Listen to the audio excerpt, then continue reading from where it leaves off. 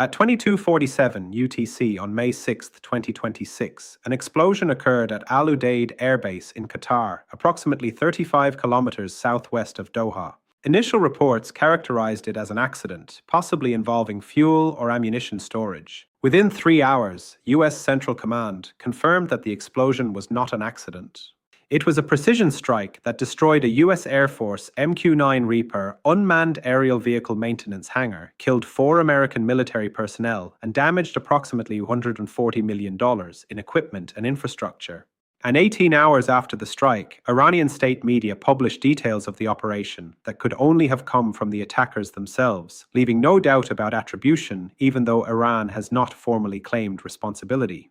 I am looking at satellite imagery from commercial providers showing the aftermath of the attack, leaked Pentagon damage assessments circulating among defense analysts, Iranian media reports that describe operational details consistent with what American intelligence has confirmed, and diplomatic cables between Washington and regional capitals as governments scramble to understand what Iran's escalation to striking American bases means for regional stability. What these sources collectively reveal is not a one-time retaliation that will end with mutual recriminations and eventual de-escalation. What they reveal is Iran demonstrating a capability to strike American assets throughout the Middle East with precision and impunity, and a willingness to accept the consequences of doing so. In the next 21 minutes, I am going to walk you through exactly what happened at Al Udeid, how Iran carried out this attack, despite the base being one of the most heavily defended American facilities in the region, what American intelligence has concluded about Iran's intentions and future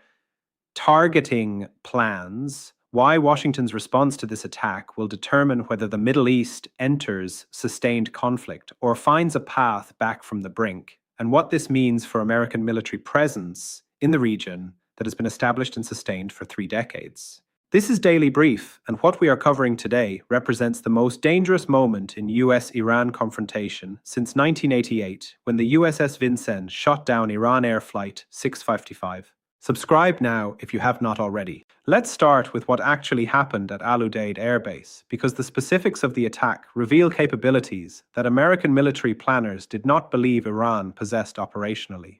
Al Udeid is the largest U.S. military installation in the Middle East, hosting approximately 11,000 American personnel and serving as the forward headquarters for U.S. Air Force's Central Command.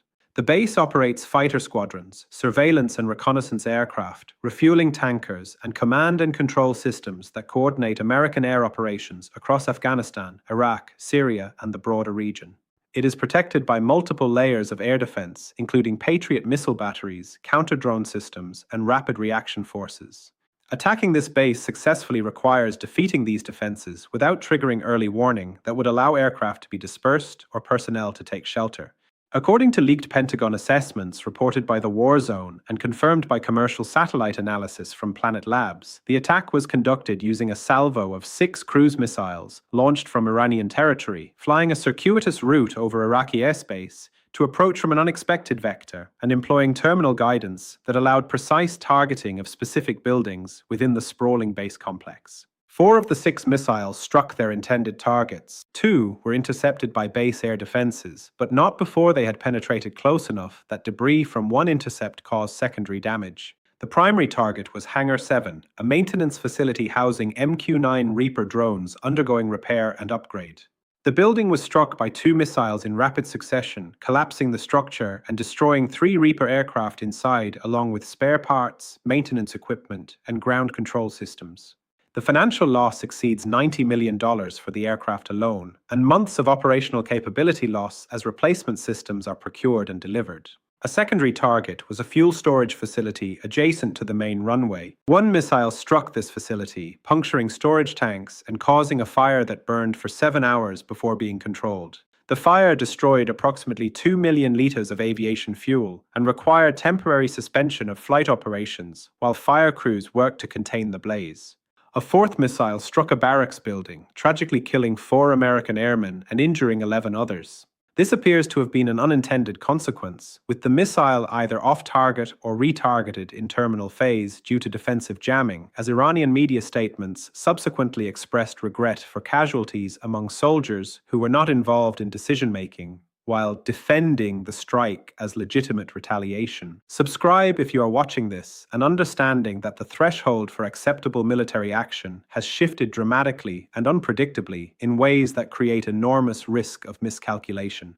Now let me explain how Iran carried out this attack. Announcement number 1. The missiles used in this attack were Iranian-designed Sumar cruise missiles, a reverse-engineered variant of the Soviet Kh-55 cruise missile that Ukraine transferred to Iran in the early 2000s.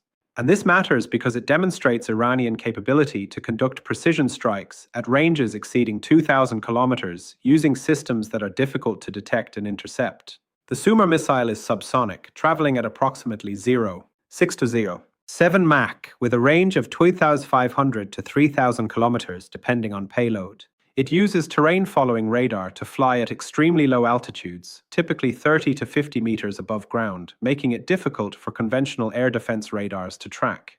The missile's guidance system includes GPS with inertial navigation backup, and in this attack, Iranian engineers apparently integrated terminal guidance using electro-optical sensors that allow the missile to compare real-time imagery with pre-programmed target imagery to achieve precision within 3 to 5 meters. Why does this technical capability matter? Because it means Iran can strike American bases throughout the Middle East, not just those near Iranian borders, with weapons that are difficult to intercept and that can achieve precision sufficient to destroy specific buildings, rather than just impacting somewhere in the general vicinity of a base. U.S. Central Command operates from approximately 20 major installations across the region, including bases in Qatar, the UAE, Kuwait, Bahrain, Jordan, and Iraq. All of these bases are now within range of Iranian cruise missiles. And critically, defending against cruise missiles is significantly more difficult than defending against ballistic missiles. Ballistic missiles follow predictable parabolic trajectories that can be tracked from launch. Cruise missiles fly low, maneuver unpredictably, and can approach from any direction. Defending against them requires dense, overlapping radar coverage, numerous interceptor batteries positioned to cover all approaches, and reaction times measured in seconds. According to analysis by the Missile Defense Advocacy Alliance, a single Patriot battery can defend approximately 100 square kilometers against cruise missile threats. Al Udeid Air Base covers 15 square kilometers, but the defended area, including approach paths and buffer zones, exceeds 200 square kilometers. 2 Patriot batteries are deployed at Al Udeid, which should provide adequate coverage if all systems function perfectly and if attacks come from predictable directions. But the Iranian attack approached from a direction that was suboptimal for the Patriot positions, reducing their effectiveness. The broader implication is that American bases in the region cannot be defended comprehensively against determined Iranian attack. Iran can trade cruise missiles, which cost approximately $1 to $2 million per unit to produce, for far more valuable American aircraft, facilities, and personnel. This is asymmetric warfare, where the attacker has the advantage. Received. That is announcement number 1. Announcement number 2. Iranian state media published details of the attack that indicate Iran wants the United States to understand that this was not a maximum effort strike, but rather a demonstration of capability, and that further attacks can be conducted at any time if Iran chooses. The English-language Press TV, which functions as Iran's voice to the international community, published an analysis piece 14 hours after the attack that described the operation as a calibrated response to American and Israeli aggression, and noted that the Islamic Republic exercised restraint by limiting targets to military installations and equipment rather than broader strikes that would have resulted in mass casualties. The piece explicitly mentioned that 6 missiles were employed, representing less than 1% of available inventory. Think about the strategic messaging here. Iran is saying, we hit what we wanted to hit, we could have hit much more, and we have hundreds more missiles ready to launch if you escalate further. This is coercive diplomacy backed by demonstrated capability. Iran is showing the United States that the costs of continued confrontation are real and immediate, not theoretical. Iranian Foreign Minister Hossein Amir-Abdollahian stated in a press conference, reported by Reuters, that Iran has responded proportionally to acts of aggression, and we reserve the right to respond further if such aggression continues. He specifically mentioned that all American military installations in the region are within range of our defensive capabilities and have been surveyed for targeting purposes. This is unambiguous. Iran is not hiding its capability, it is advertising it. The purpose is to deter further American or Israeli strikes by making clear that the costs will be immediate and painful. The question now facing American decision makers is whether to accept this Iranian demonstration and pursue de-escalation, or whether to respond with force and risk escalation spiral that both sides have tried to avoid. This is the classic security dilemma. If the United States does not respond, it appears to accept Iranian attacks on American personnel and facilities, which could encourage further Iranian actions and undermine American credibility with allies. If the United States does respond, Iran has committed publicly to further retaliation, and the cycle continues until someone is forced to back down or until the situation spirals into wider war. Received. That is announcement number 2. Announcement number 3, and this is where the analysis becomes most consequential for the future of American strategy in the Middle East. The response Washington chooses in the next 72 to 96 hours will determine whether the United States maintains forward military presence in the region or begins a strategic withdrawal that has been debated but never executed for the past 15 years. There are 3 response options being actively considered, according to multiple defense officials speaking to reporters on background, as reported by Politico and the New York Times. Option 1 is proportional military retaliation. The United States conducts strikes against Iranian Revolutionary Guard Corps facilities, missile production sites, or command and control centers using air-launched cruise missiles or strikes from aircraft operating out of bases in the Gulf or from carrier-based aircraft in the Arabian Sea. This demonstrates that attacks on American facilities will be met with costs to Iran, but it avoids escalating to strikes on Iranian nuclear facilities or leadership targets that would trigger all-out war. This option is favored by military commanders who believe that American credibility requires visible response, but who also recognize the risks of broader escalation. Option 2 is diplomatic de-escalation combined with defensive measures. The United States absorbs the Al-Udeid strike as a one-time Iranian retaliation for previous American actions, possibly the USS Porter incident, or American support for Israeli strikes, and signals through intermediaries that the United States is prepared to de-escalate if Iran is as well. Meanwhile, the United States reinforces air defenses at regional bases, disperses high-value aircraft to reduce concentration of targets, and increases intelligence collection on Iranian missile forces to improve warning time for future attacks. This option is favored by diplomats and some civilian officials who believe that military responses simply continue the escalation cycle without achieving strategic objectives. Option 3 is escalatory response targeting Iran's strategic capabilities. The United States conducts a sustained air campaign against Iranian missile forces, air defense systems, and potentially nuclear facilities, aiming to degrade Iran's ability to threaten American forces or to develop nuclear weapons. This would likely involve hundreds of strikes over days or weeks, require mobilization of significant additional forces to the region, and accept that Iran would retaliate against American forces and likely against American allies, including Israel and Saudi Arabia.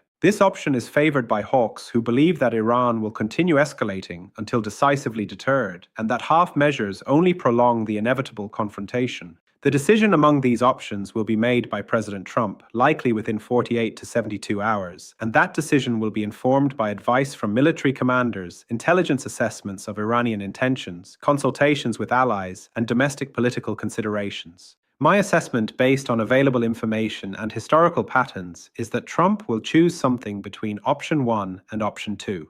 A proportional strike to demonstrate that attacks on Americans have consequences, combined with private diplomatic messaging that the United States seeks off-ramp from escalation. This balances the political necessity of responding to attacks on Americans with the strategic reality that wider war with Iran serves no American interest and carries catastrophic risks. But Trump is unpredictable, and the political pressures he faces from advisors advocating tougher responses and from congressional Republicans demanding retaliation could push him toward option 3. If that happens, the Middle East enters a crisis that will dominate American foreign policy and potentially reshape the global economy for years. Received. That is announcement number 3. Now let's discuss what Iran's strike on Al-Udeid reveals about the sustainability of American military presence in the Middle East, because the strategic implications extend far beyond this single incident. The United States has maintained continuous military presence in the Persian Gulf region since Operation Desert Storm in 1991. That presence has been justified as necessary to protect oil flows, to deter Iranian aggression against U.S. allies, to conduct counter-terrorism operations, and to maintain regional stability. The costs of this presence are enormous, estimated at $50 to $80 billion annually when accounting for base operations, personnel deployment, equipment maintenance, and associated support. For 3 decades, this presence was sustainable because the United States faced no adversary capable of credibly threatening major American bases. Iraq was defeated and occupied. Al-Qaeda and ISIS were non-state actors who could conduct terrorism but not conventional strikes. Iran threatened but did not attack directly. Under those conditions, American bases were safe rear areas from which forces could operate forward. That condition no longer holds. Iran has demonstrated ability to strike American bases with precision. If Iran chooses to conduct sustained attacks, American facilities in Qatar, the UAE, Bahrain, Kuwait, and potentially Jordan and Iraq are all vulnerable. Defending these bases comprehensively would require massive additional investment in air defense systems, hardened shelters for aircraft and personnel, and continuous alert status that degrades readiness through exhaustion. The alternative is to withdraw forces from vulnerable forward bases and operate from more distant locations, possibly moving significant forces back to Diego Garcia in the Indian Ocean, or to bases in Europe and the United States, relying on long-range strikes and periodic deployments rather than continuous presence. This would represent a strategic retrenchment from the Middle East, acknowledging that the region is no longer vital enough to American interests to justify the costs and risks of forward presence. Several analysts and former officials have been advocating this retrenchment for years. They argue that American energy independence due to shale oil production means the United States no longer depends on Middle Eastern oil, that counterterrorism can be conducted through intelligence operations and occasional strikes rather than permanent military presence, and that resources are better invested in competing with China in the Pacific than policing the Middle East. The Al-Udeid attack provides evidence for this argument. If American forces cannot operate safely from regional bases, the logic for maintaining them weakens. But other analysts and current officials argue that withdrawal would embolden Iran, weaken American alliances with Gulf states who depend on U.S. protection, and create a power vacuum that Iran, Russia, and China would fill. They argue that presence must be sustained despite risks because the consequences of absence are worse. This debate has been ongoing for 15 years without resolution. The Al-Udeid attack may force resolution because it demonstrates that the status quo is no longer tenable. The United States must either invest significantly more resources in defending forward bases, or must accept higher risks to forces deployed there, or must withdraw. All 3 options have significant costs. Think carefully about what this means. For 3 decades, American military primacy in the Middle East was uncontested. That era is ending. Regional actors now have capabilities to challenge American presence and impose costs that were previously unthinkable. This does not mean American power is obsolete, but it means American power must be employed differently, likely from greater distance and with greater selectivity. This pattern has historical precedent, and the lessons are instructive. In 1983, a truck bomb attack on the U.S. Marine barracks in Beirut, Lebanon, killed 241 American service members. The attack was conducted by Hezbollah with Iranian support. President Reagan, after initial vows of retaliation, withdrew American forces from Lebanon within months. The United States concluded that the mission was not worth the costs and risks, and that forces deployed in vulnerable positions were targets without strategic purpose. The withdrawal was criticized as capitulation at the time, but is now generally viewed as pragmatic recognition that military presence without achievable objectives is unsustainable. The parallel to Al-Udeid is not exact, but it is relevant. If Iran demonstrates sustained capability to strike American bases and inflict casualties, and if the strategic purpose of those bases is questioned, the political will to sustain presence may erode. Withdrawal from Lebanon in 1984 did not end American influence in the Middle East, but it did mark the beginning of a more selective approach to military deployment that recognized limits to American power. So where does this leave us? Let me outline 3 possible futures. Future 1. Manage de-escalation. The United States conducts limited retaliatory strikes against Iranian targets. Iran absorbs those strikes without further response, and both sides enter diplomatic process to establish crisis communication and mutual restraint. American presence in the region is maintained, but at reduced levels and with enhanced defenses. The likelihood of this future is approximately 45%. It requires both sides to exercise restraint and to prioritize avoiding wider war over demonstrating resolve. Future 2. Escalation and sustained conflict. The United States conducts significant strikes against Iran. Iran retaliates against additional American targets, and possibly against Israel or Saudi Arabia, and the region enters a period of sustained military conflict short of full-scale war, but involving regular exchanges of strikes, blockades, and proxy warfare. American presence is maintained, but at great cost in resources and casualties. The likelihood of this future is approximately 35%. It aligns with historical patterns of escalation spirals when both sides believe backing down is unacceptable. Future 3. Strategic retrenchment.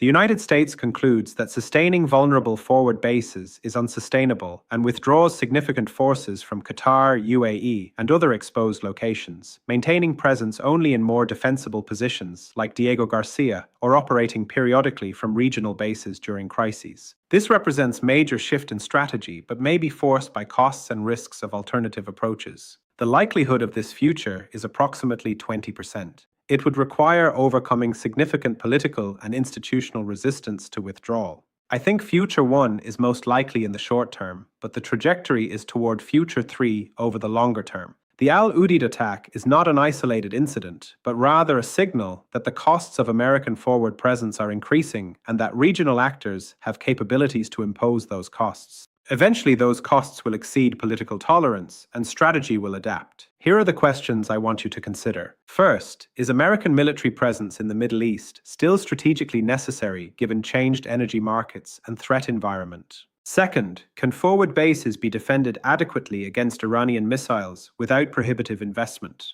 Third, what does Iranian willingness to strike American facilities tell you about deterrence and escalation dynamics? Tell me in the comments what you think Washington's response should be. Tell me whether you believe American presence in the region is sustainable or whether withdrawal is inevitable. We will continue tracking developments as they unfold. That is what Daily Brief does every day. Subscribe now. Share this analysis with anyone trying to understand how regional power shifts are challenging American military presence globally. Turn on notifications, and we will see you in the next update.